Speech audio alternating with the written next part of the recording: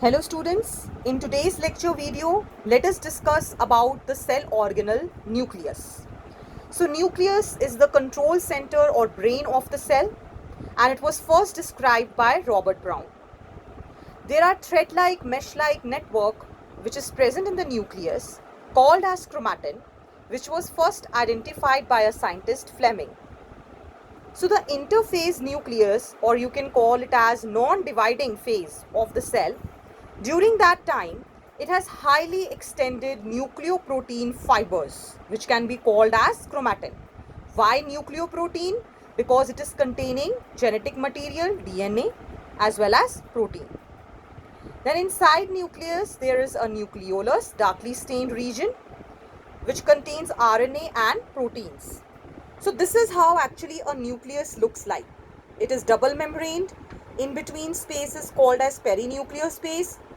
Then this is a non-dividing cell nuclei, so it will have chromatin.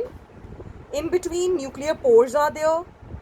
Then nucleolus is present, which will help in RNA synthesis. And the cytoplasm of nucleus is called nucleoplasm. In continuation with the membrane of nucleus, there are RER, that is rough endoplasmic reticulum, which contains ribosomes. So this is mainly the structure of nucleus. It's a eukaryotic nucleus, always remember that.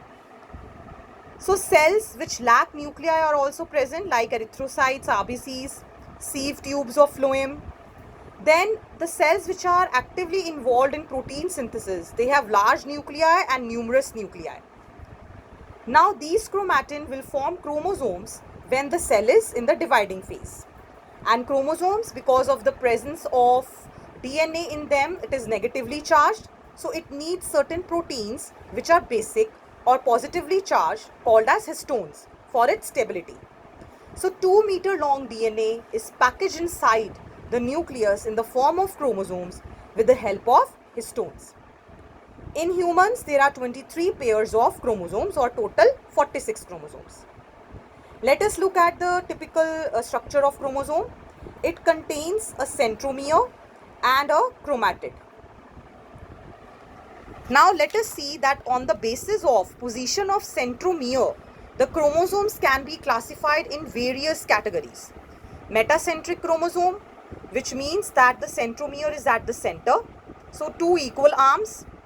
Submetacentric means the nucleus is near the end, 1 long arm and 1 short arm. Acrocentric, it is towards the end only, so there is 1 very short arm, means 1 very short chromatid, and 1 very long. Telocentric, generally it is at the end, terminal centromere.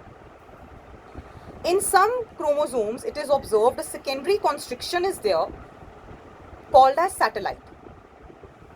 Now kinetochore is also present, which is disc-shaped structure of chromosome that is present near the centromere, that helps during the division phase to attach to different spindle fibers.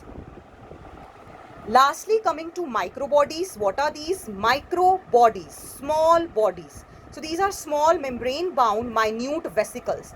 Vesicle means the structure is circular.